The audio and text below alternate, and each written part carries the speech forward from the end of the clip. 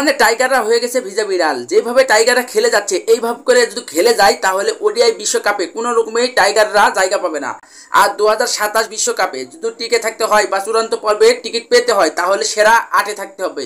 বর্তমানে ICC ODI র্যাঙ্কিংয়ে 8 নম্বর স্থানে থাকতে হবে। বর্তমানে টাইগাররা রয়েছে 10 নম্বর স্থানে। আর বর্তমানে বাংলাদেশের যে পারফরমেন্স, এই পারফরমেন্স দিয়ে বিশ্বকাপের মতো ইভেন্টে ভালো কিছু করার মতো স্বপ্ন দেখা যায় না। আর বাংলাদেশ দল কোনো রকমই ভালোভাবে বিশ্বকাপে তো ভালো খেলতেই পারে না। বর্তমানে আফগানিস্তানের সঙ্গে টি20তে টানা 4টি ম্যাচ জেতার পর এই ওয়ানডেতে যেভাবে ধেরিয়ে গেছে কি আর বলবো। বাংলাদেশের খেলার কখন কি করে টাইগাররা কিছুই বলা যায় না। যেখানে 190 রানের টার্গেট সেখানে অল আউট হয়ে যায়, 190 রান 92 রান করতে পারে না। সবকিছু মিলে বাংলাদেশ দলের যে খেলা বর্তমান সময়ে, এই দলের সাপোর্ট করাই বাদ দিতে হবে। কারণ বাংলাদেশের ক্রিকেট খেলা আগে থেকেই নষ্ট হয়ে গেছে। কোনো রকমই টাইগাররা ভালো পারফরমেন্স করতে পারে না। 2-1টা ম্যাচ ভালো পারফরমেন্স করে থাকলেও কিন্তু ধারাবাহিকভাবে বাংলাদেশ ভালো খেলতে পারে না। এইভাবে বাংলাদেশ যদি ওয়ানডে মাত্র 190-95 রান যদি না করতে পারে তাহলে বাংলাদেশ কোন সময় ভালো খেলবে? আর এই বাংলাদেশের এই ক্রিকেটারের পিছনে এত বাংলাদেশি গাড়ি টাকাগুলো খরচ করে কিভাবে লাভ হচ্ছে?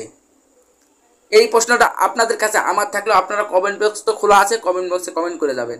আমরা অনেক আশা ভরসা নিয়ে ভেবেছিলাম যে বাংলাদেশ যে একটা ভালো করছে, বর্তমানে এশিয়া কাপ থেকে আফগানিস্তানকে টানা 4টি ম্যাচ টি20 ফরম্যাটে, যেখানে বাংলাদেশ টি20 ফরম্যাটে কিন্তু দুর্বল দল।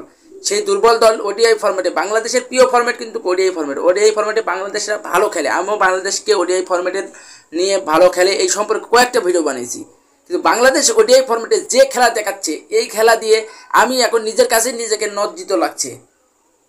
আর এই পারফরমেন্স করলে আর এইভাবে যদি বাংলাদেশ ওডিআই ফরম্যাটে খেলে থাকে আর 2027 সালের বিশ্বকাপে বাংলাদেশ সেরা 8-এ যদি না থাকতে পারে তাহলে চূড়ান্ত পর্বের টিকিট পাবে না বাংলাদেশকে তাহলে আবার বাছাই পর্ব খেলে আসলে কাশিন 2027 সালের বিশ্বকাপের টিকিট পাবে।